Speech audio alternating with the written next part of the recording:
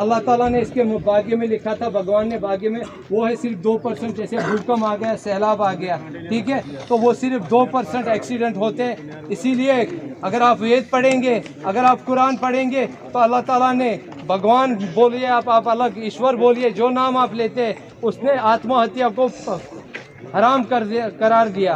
मतलब आत्महत्या पाप है। तो इसका मतलब क्या है? अगर भाग्य में लिखा होता फिर आत्महत्या वाली वेदों में बात ही नहीं आती। फिर कुरान में मैं अभी सो जाऊंगा बूमर के नीचे, मैं कहूँगा जब भाग्य में लिखा होगा तो मर जाऊंगा। क्या मैं नहीं मरूंगा? हम मैनेजर हूँ, अगर मैं दिन भर आपको सेफ्टी के बारे में बोलता रहूँ, अगर आप लोग खुद सेफ नहीं होना चाहोगे तो आप सेफ नहीं हो सकते।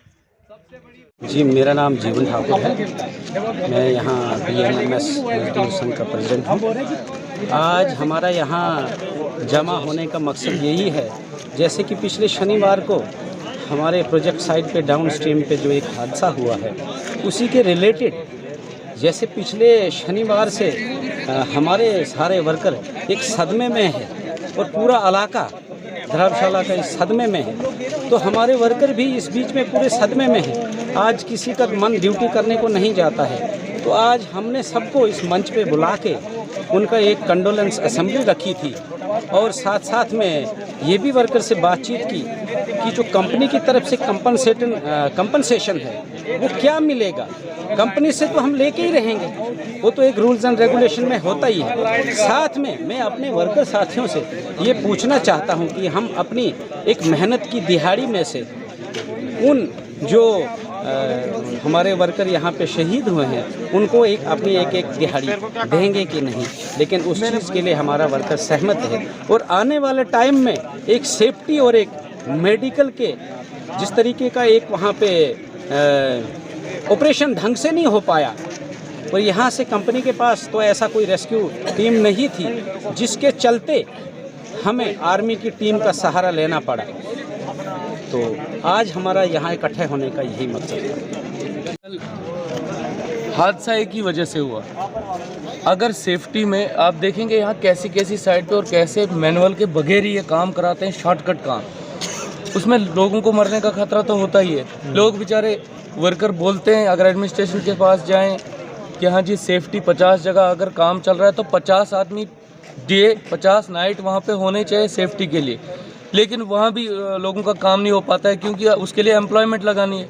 उसके लिए यहाँ के एडमिनिस्ट्रेशन छोटे से बड़े जितने भी लोग हैं सारे बिके हुए हैं। कोई भी बड़ा अफसर जिसके पास लोग फरियाद लेकर जाते हैं या हम ही अगर वर्कर जाएं तो हम किसी एडमिनिस्ट्रेटर के पास जाएंगे, वो क्या करेगा, अपने 4 रिश्तेदारों को एडजस्ट कराएगा और मुंह उसका बंद हो जाएगा, या अपने किसी रिश्तेदार को ठेका दिलाएगा।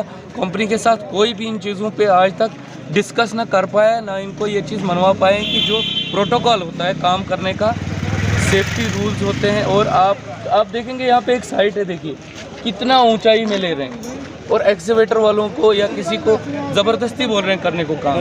परसों की बात करते हैं, उस वक्त क्या हुआ था, ब्लास्टिंग क्यों हुई थी, थोड़ा बताएं आप वहीं। देखिए ब्लास्टिंग जो वो मनोज परियार जी जो हमारे एक्सीवेटर ऑपरेटर थे, उनकी जो चट्टान गिरी थी उनकी बॉडी निकालने के लिए उस वक्त कोई रास्ता ही नहीं था, तो और उनके पास क्या कंपनी के पास कोई इक्विपमेंट्स और नहीं थे, कोई और चीज़ें नहीं थी जिससे वो उनको निकाला? ऐसा कुछ था ही नहीं और मतलब कोई सोर्स ही नहीं था कि उस पर ऊपर फिर ड्रिलिंग करके, और जो बेचारा मेन ड्रिलर था बाद में वो भी फंस गया, जो सागर राय है, हालांकि वो कंपनी में भी नहीं है बेचारा, उसने ड्रिलिंग की, फिर उस पर अजीब सा महसूस हो रहा था कि एक बॉडी है, उसको निकालने के लिए फिर से ब्लास्ट करना पड़ रहा है केमिकल का यूज़ करके, और इतना ओपनली पार या नीचे लोग बैठे हुए थे। ये बड़े अफसोस की बात है हमारे। उस वक्त कंपनी ने कुछ और रास्ता नहीं बताया कि ब्लास्ट करने के लिए कहा? देखिए कंपनी के पास ऐसी चीज़ राय देने के लिए कोई सोर्स ही नहीं है, वो सिर्फ काम कराना चाहती है, चाहे लोग मर जाएं उनको कोई टेंशन नहीं है। ये इनका पहले से नीति साफ है कि चाहे कितने लोगों की कुर्बानी हो जाए, हमने ये प्रोजेक्ट तैयार करके देना है। इनके लिए ये माने ही नहीं रखता है कि बचने चाहिए लोग। आप बोल रहे हैं सोर्स, उनके माइंड में ही ये बात नहीं है कि लोगों को काम कराते कराते बचाने की जिम्मेवारी भी उनकी होती है। इस चीज़ का एहसास ही नहीं है। फिर इक्विपमेंट आप बात कर रहे हो, एक इंजेक्शन नहीं निकला कंपनी में अभी तक। 25% काम हो चुका है मल्टी करोड्स का, एक इंजेक्शन इनके पास वक्त पे नहीं। जब सागर राय तड़फ रहा था कि मुझे बेहोश करो, कम से कम मेरी टांग फंसी हुई है, मुझे इतना पेन ना हो, कई घंटों तक एक इंजेक्शन नहीं वहाँ पे आए। और ये जो सिफारिशों से इन्होंने मुलाजिम लगा के रखे, जैसे पहले मैंने आपको बताया बड़े बड़े एडमिनिस्ट्रेटर के रिश्तेदार लगा के रखे हैं, ये नाकारा लोग होते हैं, इनके पास कोई डिग्री या कुछ नहीं होता या वो काम जानते ही नहीं है, ज़बरदस्ती उनको उन पोस्ट पे एडजस्ट किया जाता है ताकि सिर्फ उनका जेब खर्चा पैसा चल, नौकरी पानी है, और वो भी बेची हुई है एडमिनिस्ट्रेटर्स को और बड़े बड़े नेताओं को। और ये हादसा जब बार बार हमारे लोकल कुछ PRIs के लोग हैं, कुछ उसके अलावा जो नेतागिरी का वो जो भूत सवार था कंपनी के सामने अपनी हीरोगिरी दिखाने के लिए बार बार इंटरप्ट करने लगे और दोबारा हादसा हो गया। मैं कंटिन्यूसली जिस वक्त पहला हादसा हुआ तब से ऑपरेशन रेस्क्यू ऑपरेशन के एंडिंग तक वहीं पे मौजूद था। ये सब कंपनी, RHPC, एडमिनिस्ट्रेशन, सब लोगों की नेग्लिजेंस की वजह से यह हादसा हुआ और ये बार बार हो सकता है।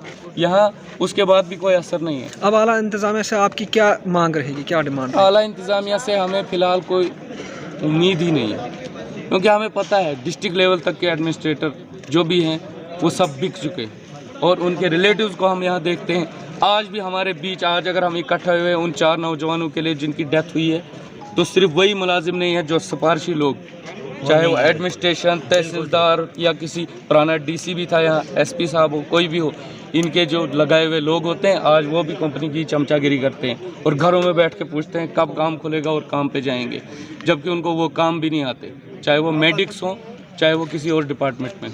ये हम लोगों के साथ यहाँ बहुत बड़ी नाइंसाफ़ी, लेकिन हमने ठान ली है कि अब हम खुद करेंगे, हम अपने लिए खुद लड़ेंगे और जिस हद तक जाना पड़े, जिस तरह हमारे भाई मारे गए उसी तरह अगर हमें इनके साथ किसी हद तक भी गुजरना पड़े तो हम छोड़ेंगे नहीं, हटेंगे। Thank you sir. डिमांड्स फ़िलहाल यहाँ जितना भी वर्कर है काफ़ी सदमे में है। ये जो घटना घटी है और इस घटना से जो लापरवाही सामने आई, एक तो सेफ्टी की बहुत बड़ी कमी है। हम शुरू से ही सेफ्टी को लेके, मेडिकल को लेके, इन सभी चीज़ों को हम डिमांडें करते रहे, लेकिन कंपनी ने अनदेखा किया। जब ये घटना घटी तो बिल्कुल भी जो क्लाइंट है NHPC है या जॉइंट वेंचर है, वो कोई भी यहाँ घटना के स्थान पे नहीं थे। तो जो भी काम वहाँ जो वर्कर था, वर्कर ने ही सारा पहले जो है वहाँ पे डेड बॉडी को निकालने का काम किया और बाद में फिर एडमिनिस्ट्रेशन जागा, आर्मी आई, पुलिस आई, फिर उन्होंने उस चीज़ को हैंडल किया। अगर ये चीज़ें पहले से हैंडल होती तो शायद ये घटना नहीं घटती। ये जो इतना ज़्यादा जो कैजुअल्टियाँ हुई वो थोड़ा सा एडमिनिस्ट्रेशन की भी कमी रही और जो सेफ्टी का मसला था ये भी रहा। और शुरू से कंपनी में जो है पे अक्सर सवाल होते हैं, सेफ्टी यहाँ पर मिसमैनेज रहती है हर वक्त, तो उस पर क्या कहेंगे आप? सर मैं खुद सेफ्टी में हूँ, मैंने हमेशा इनको रिक्वायरमेंट दी कि कम से कम सेफ्टी में आप 20 लोगों को आप रिक्वायरमेंट है आप यहाँ लीजिए सेफ्टी में। कंपनी ने हमेशा यही कहा कि आप रहने दीजिए, हम देख लेंगे। अब GM साहब सेफ्टी में इन्होंने लिए हैं और अभी तक उनको गाड़ी प्रोवाइड नहीं की है।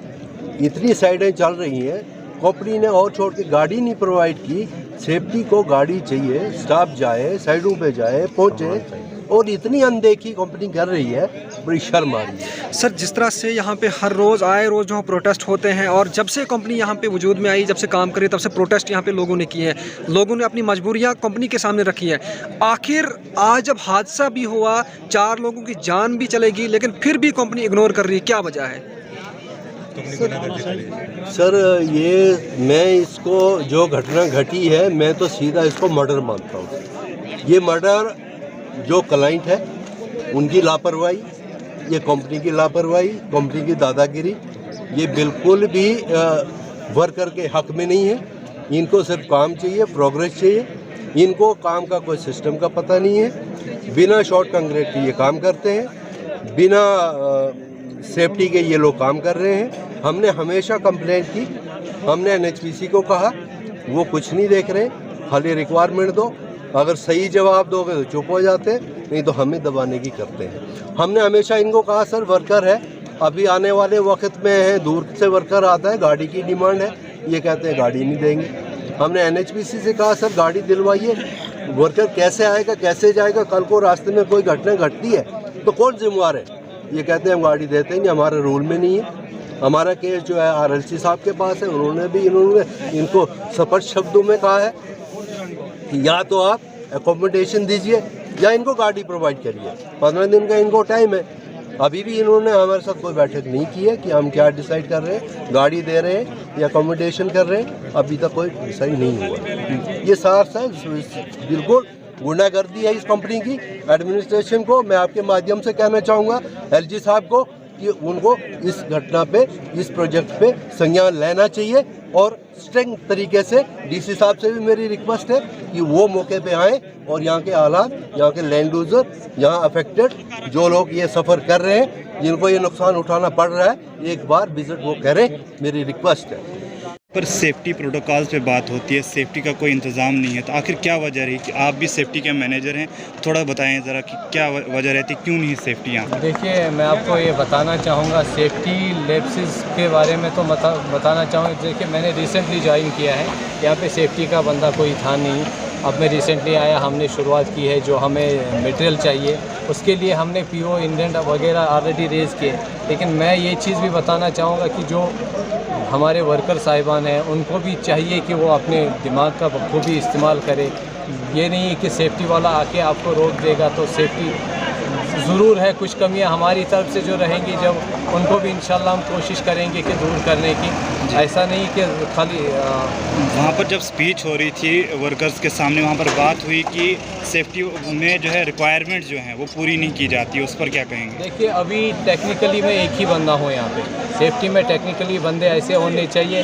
देखिए, अगर इलेक्ट्रिकल का काम होना है तो उसमें इलेक्ट्रिकल का नॉलेज होना चाहिए, मैकेनिकल का काम है तो मैकेनिकल का होना है। लेकिन सेफ्टी का बंदा ऐसा होना चाहिए जो मैं चाहता हूँ, जैसी टीम मैं चाहता हूँ, अगर वैसी टीम आएगी इंशाल्लाह कुछ नहीं होगा। जैसे देखिए, सेफ्टी वाला वैसा होना चाहिए जो इलेक्ट्रिकल का भी नॉलेज रखता हो, जो सिविल का भी नॉलेज रखता हो, जो मैकेनिकल का, हर चीज़ के बारे में। सेफ्टी वाला एक बहुत ही तेज़ दिमाग का और कॉमन सेंस वाला आदमी होना चाहिए। तो ऐसे बंदों को सेफ्टी में अभी कितने लोग सेफ्टी में हैं? देखिए, टेक्निकली अभी जो क्वालिफाइड है वो सिर्फ मैं ही हूँ।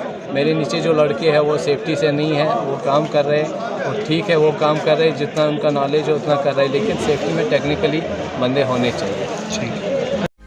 Rakib Sir's Excellence Parepura Srinagar offers 3-year integrated classroom program for IAS, KAS specialized for college-going students of any stream. Dream big and prepare early. For counseling, visit Rakib Sir's Excellence Parepura Srinagar. For more info, call on 9469 888 333.